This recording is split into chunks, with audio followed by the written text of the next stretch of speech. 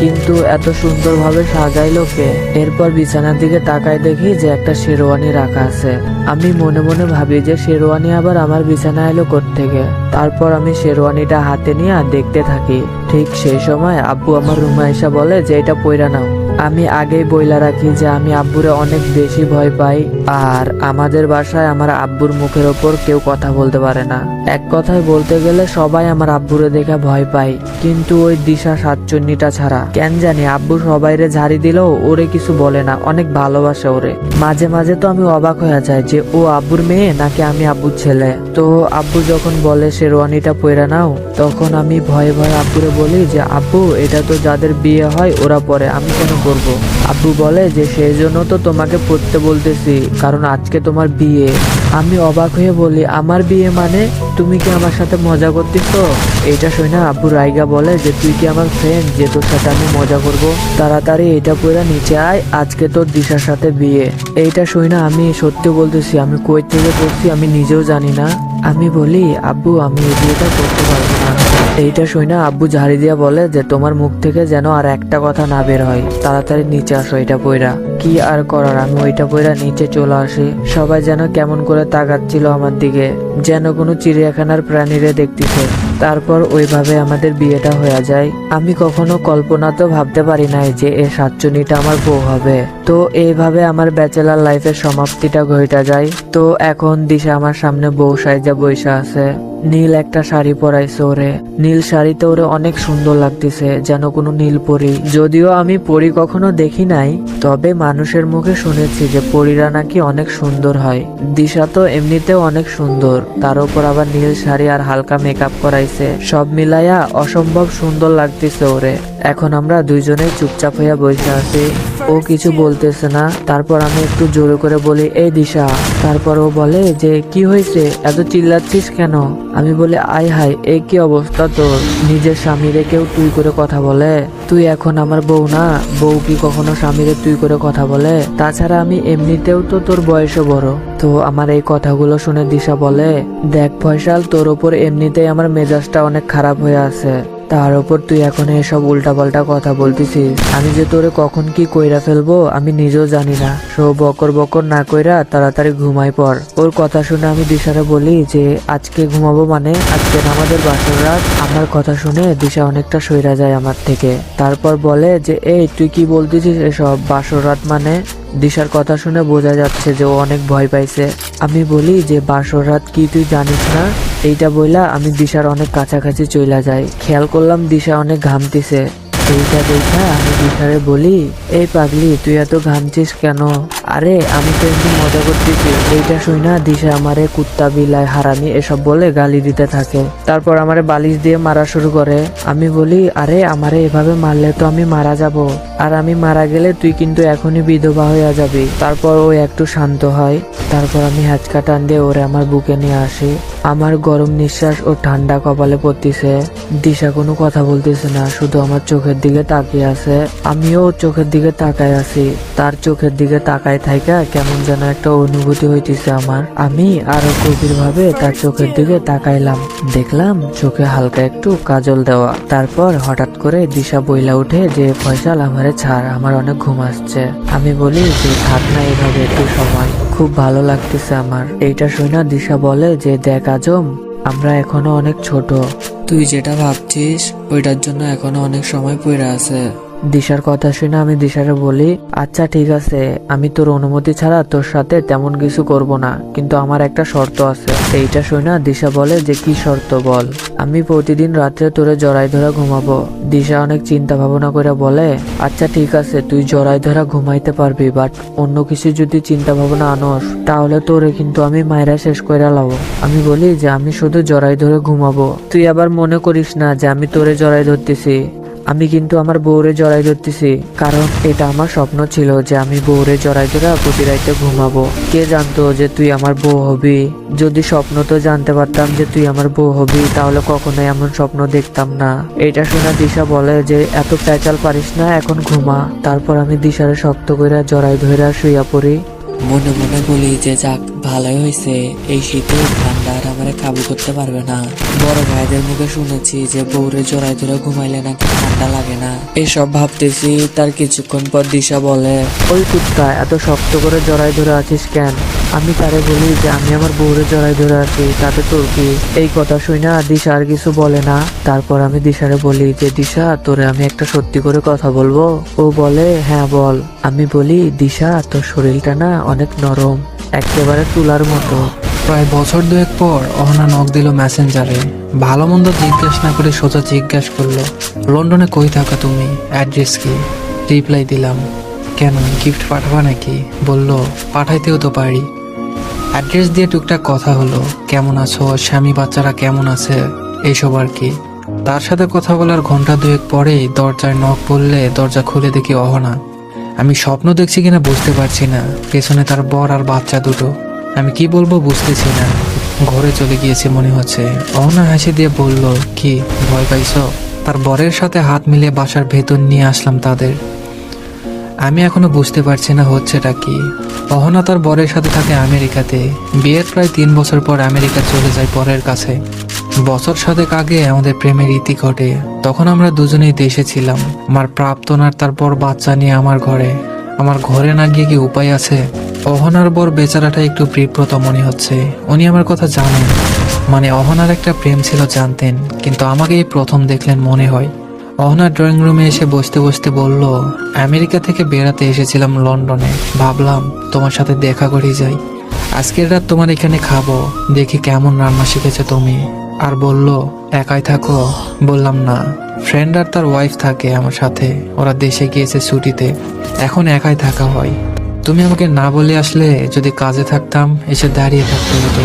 অহনা বলল, আরে সারপ্রাইজটা নষ্ট হয়ে যেত না তাহলে? রাতের খাবার আমার রান্না করার কথা থাকলেও অহনা নিজেই রান্নাঘর দখল করে নিল। আমাকে বলল, তুমি আমার বরকে সময় দাও, একদিন না হয় আমার হাতের রান্না খেলে। অহনার ছেলে মেয়ে দুটোকে খেলনা দিয়ে বসিয়ে গার্ডেনে বসলাম আমি আর অহনার পর। ভদ্রলোক এখনো মনে হয় বিব্রত। আমি ওনাকে ইজি করতে বললাম, ভাই আপনি প্লিজ লজ্জা পাবেন না, বিব্রত বোধ করবেন না। পৃথিবীটা একটা অদ্ভুত জায়গা, মাঝে মাঝে আমাদের নানা অদ্ভুত সময়ের মধ্যে দিয়ে যেতে হয়। আমি ভয়ে আছি আপনার বউ না খাবারের সাথে বিষ মিশিয়ে আমাকে মেরে ফেলে। 7 বছর আগে তাকে একা ফেলে চলে আসার কারণে। ভদ্রলোক আমার কথা শুনে একটু ইজি হলেন, হেসে দিলেন। লোকটার হাসিটা খুব সুন্দর। বললেন, ভাই যদি বিষ দিত তাহলে আমাকেই দিত। তবে আমি তো জানি অহনা আপনাকে ছেড়েছে, আপনি না। মানে ওর বাবা আপনাদের সম্পর্কটা মানেই নেই। অহনাও বাবার বিপক্ষে যেতে পারে নাই। ভদ্রলোক স্যার চমক দিতে দিতে বললেন, ভাই বিয়ের আগে অহনা আর আপনার সবকিছু অহনা আমাকে বলেছিল বাবার ইচ্ছেতেই বিয়েটা করছে সে। ভাই জানেন, এখনো প্রায় নিজেকে ভিলেন ভিলেন লাগে। আমি বললাম, সিসি ভাই একই কথা, রাখেন না আগের কথা। আপনাদের কি সুন্দর সংসার, কত সুন্দর সুন্দর এগুলো আমাদের সাথে ছিল না। ভদ্রলোক বললেন, না না ভাই, আমি সুখী মানুষ। অহনার মতো বউ যার পাশে থাকে সে সুখী না হয়ে পারে। তবে জানেন, আমার নায়ক হওয়ার সুযোগ ছিল। অহনা যখন আমার সাথে দেখা করে বলেছিল ওর প্রেম আছে, প্রচন্ড ভালোবাসে সে ছেলেটাকে, আমি বুঝতেছিলাম সে চাচ্ছে বিয়েটা ভেঙে দেই আমি না পারি নাই ভাই, অহনার মায়ায় পড়ি। আমার মনে হয়েছিল এই মেয়ের সাথে সংসার করতে না পারলে মরে যাব। আমি নায়ক হলে আজকে হয়তো আপনাদের সংসারটা হতো। অহনা বিয়ের পর আমাকে বলেছিল আমি একজনকে ভালোবাসতাম, হয়তো এখনো বাসি, তবে সেটার মানে এই না আমি সংসার করব না। তোমার প্রতি ভালোবাসাটা আসবে না বা কোনোভাবে তোমাকে ঠকাবো, এটা আমি কখনোই করব না। একজন স্ত্রী হিসাবে আমার সব দায়িত্ব আমি পালন করব। করেওছে মেয়েটা, করে যাচ্ছে। আমি ভীষণ সুখী একজন মানুষ ভাই। আমি জীবনে কোনো একটা বড় পুণ্য করেছিলাম বলেই মনে হয় এই মেয়েটাকে পেয়েছি। এটুকু বলতে বলতে ভদ্রলোক কেঁদে দিলেন। এবার আমি বিব্রত হলাম। ভদ্রলোক বললেন, ভাই আপনাকে একটা কথা জানাবো।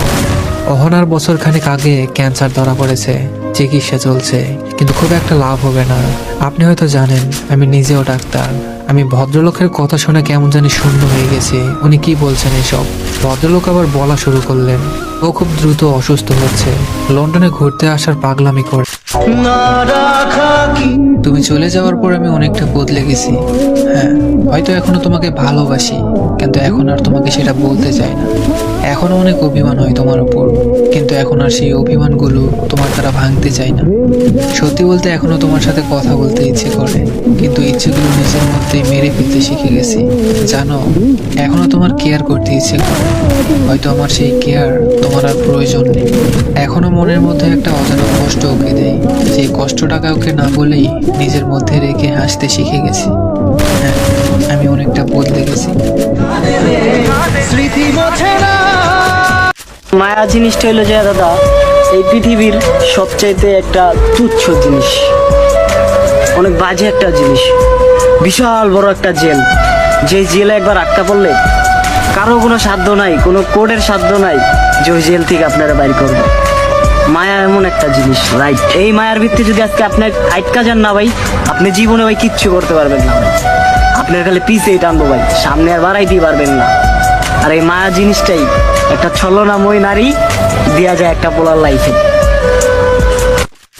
কথা আছে, সেরা খাতায় শুয়ে লক্ষ টাকার স্বপ্ন দেখতে নেই, কিন্তু সেই কথাকে বুড়ো আঙুল দেখিয়ে লক্ষ টাকা নয়, রীতিমতো পুরো কোটি টাকার মালিক হয়ে পুরো বিশ্বকে দেখালেন হিরো আলম। কিছুদিন পর হয়তো এমপিও হবে। হিরো আলমের সফলতায় যদি আপনার শরীর জ্বলে, তাহলে আপনি ভিডিওটা স্কিপ করতে পারেন। সেরা খাতায় শুয়ে কিভাবে লক্ষ টাকার স্বপ্ন দেখতে হয় আর সেই স্বপ্ন কিভাবে পূরণ করতে হয়, সেটার জন্য একটা জ্বলন্ত উদাহরণ হিরো আলম। তার টাকা পয়সা, সৌন্দর্য, রূপ, প্রভাব, শক্তি কিছুই ছিল না, তারপরেও সে এতদূর এসেছে। একটা নিম্নবিত্ত পরিবারে জন্মগ্রহণ করে। বাবা ছিল একজন চানাচুর বিক্রেতা। সারাদিন হকারি শেষ করে বাড়িতে আসার পর স্ত্রীর সাথে ঝগড়া করাইছিল তার বাবার নিত্যদিনের কাজ। এভাবে ঝগড়া করতে করতে একদিন বৃষ্টি স্নাত মাঝরাতে হিরো আলম আর তার মাকে বাড়ি থেকে বের করে দেয় তার বাবা। বাড়ি থেকে বের করে দেওয়ার পর তার মা তার সন্তানকে নিয়ে বাবা বাড়িতে চলে যান। সেই সময় হিরো আলম ক্লাস 4 লেখাপড়া করতো, তবে বাবার বাড়ি থেকে নানার বাড়ি যাওয়ার পর আর তার লেখাপড়া হলো না। তার লেখাপড়ার সমাপ্তি সেখানেই হয়ে গেল। তারপর কুড়িয়ে পায় একটি স্বর্ণের দুল, আর সেটাই যেন তার ভাগ্য পরিবর্তন করে দেয়। সেটা বিক্রি করে শুরু করে চানাচুরের ব্যবসা। কিছুদিন চানাচুরের ব্যবসা করার পর তখন সিডি যুগের শেষ সময়, সিডির ফিতা আর কেউ কেনে না।